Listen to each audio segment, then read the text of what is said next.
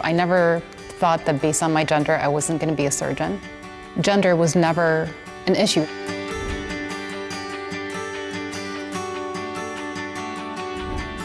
Fearless, fiercely driven, and not even 40 years old, Philadelphia hand and upper extremity surgeon Dr. Julia Mayberry is on the cutting edge of progress. Surgery has historically been a male-dominated profession. While 1/2 of all doctors in the U.S. are female, only about 19% of surgeons are women, and even less are hand surgeons. A daunting statistic that Dr. Mayberry never let stand in her way. I always knew that I was going to be a physician. I don't remember a time that I wasn't going to medical school in my mind. It still doesn't cross my mind that because I'm a woman, I should be doing certain things. Raised in the Ukraine by an incredibly accomplished single mother who is the president of the Ukrainian Olympic Academy, an author and PhD, taught Dr. Mayberry to operate on another level. She always told me that I could do whatever it is that I wanted to do with my life. My mom, incredibly strong individual. I mean, she could move mountains, and she does actually move mountains. With an amazing role model and a different cultural landscape in the Ukraine, Dr. Mayberry set on a path to medical school. By 17, I enrolled in medical school. 6 years later, I graduated in the Soviet Union. It was just normal for women to be high-level professionals. And her trailblazing toughness didn't stop there. My graduating year, I was the only female resident. You could easily spend 110 hours in the hospital, and that wasn't anything unheard of. That was your life. And that's what it takes to take care of patients. Next, at the University of Louisville, Dr. Mayberry was in the same microvascular surgery fellowship program that performed the world's first successful hand transplant.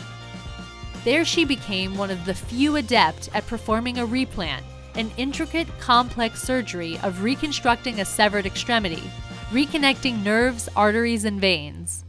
You're taught as a surgeon, and it takes a separate type of tough personality to go through that kind of training, and that's really what it takes sometimes to really be good at what you do. Since surgery requires the most intensive training of all the medical subspecialties, it also coincides with the last years of a woman's prime fertility. So caring for patients while starting a family becomes a unique challenge female surgeons face, and something that Dr. Mayberry experienced firsthand when she became a mom in 2015. I'm a lot more confident as a doctor, period, than I am as a mother. It takes many years to become a surgeon. This is different. You're there and your baby, and you don't know what you're doing because you haven't had years of preparation. That really is a very humbling experience for anyone. As the face of surgery continues to evolve, so does the need for awareness. When the April 3, 2017 cover of The New Yorker shed light on the subject, social media immediately exploded with the hashtag #ILookLikeASurgeon movement. Surgeons from around the globe recreated the cover, proving that gender stereotypes are indeed changing. I do get asked by my very young patients, especially young girls, if my husband stays at home.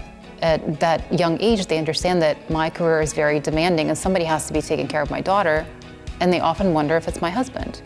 It's definitely not ingrained in young people anymore that there is a certain societal role that they must be playing, which is great. Changing the way the world views women means setting a strong example, and that's exactly what Dr. Mayberry does every day.